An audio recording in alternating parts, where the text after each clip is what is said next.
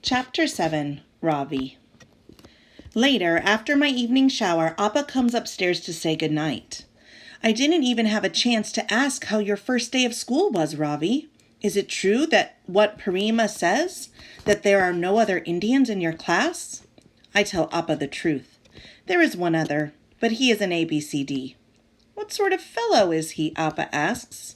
Funny, I say, and popular. Tell him your IQ is 135 and that you were the first batsman on your cricket team at Vidya Mandir. That should impress him well.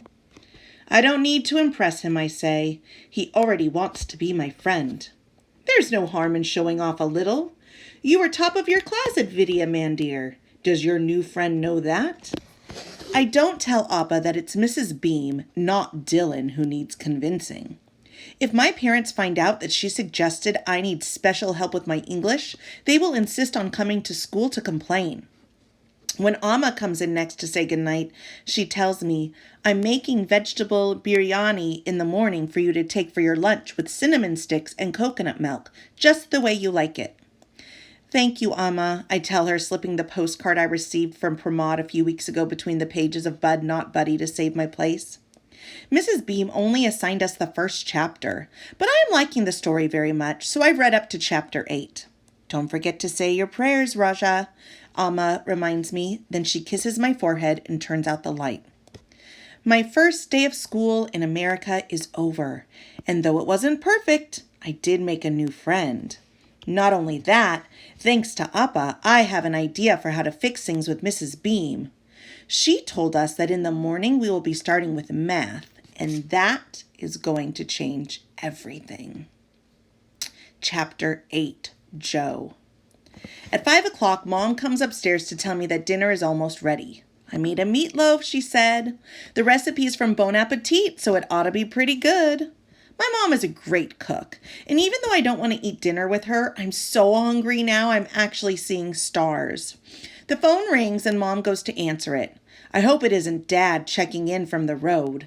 The last thing I need is for him to get involved in this whole thing between Mom and me. He'd probably just say what he always says, "Man up, Joe." The whole house smells like meatloaf. I try to ignore it, but I don't have the willpower to pass it up. I pick up my fork and start eating my dinner as fast as humanly possible. If I make sure my mouth is always full, Mom can't expect me to say anything to her. As soon as my plate is clean, I head to my room to read Bud Not Buddy. Mrs. Beam told us to read the first chapter, but it was only 8 pages long, so I decided to keep going. I'm a pretty decent reader when I'm not distracted. Plus, the story is good. It's about this orphan kid named Bud Caldwell, and there's something about the way he talks that cracks me up. Like instead of saying all of a sudden, he says whoop, zoop, sloop. I just love the way that sounds. Whoop, zoop, sloop. When Mrs. Beam wrote the assignment on the whiteboard, Dylan turned around in his seat and made a joke, calling it Pud, not Putty. Mrs. Beam didn't hear it, but Lucy Mulligan did, and she laughed so hard she almost fell out of her chair. Mrs. Beam gave us another assignment too. Some corny personal collection project, whatever that is. She didn't write it on the whiteboard with the other homework. Instead, she just told us about it, which means now I can't remember anything she said. I tried to take notes, but she was talking really fast, and then they started mowing the grass under the window, so the only thing I know is that the project is due on Friday. I wonder if Miss Frost forgot to talk to Mrs. Beam about me.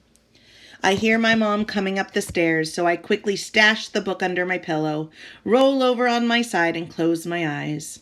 She knocks a couple of times, and then she opens the door with a crack. "Joe," she whispers. "Honey, are you awake?" Mia is curled up on the bed beside me, and when she sees my mom, she starts wagging her tail, thumping it against my leg like crazy.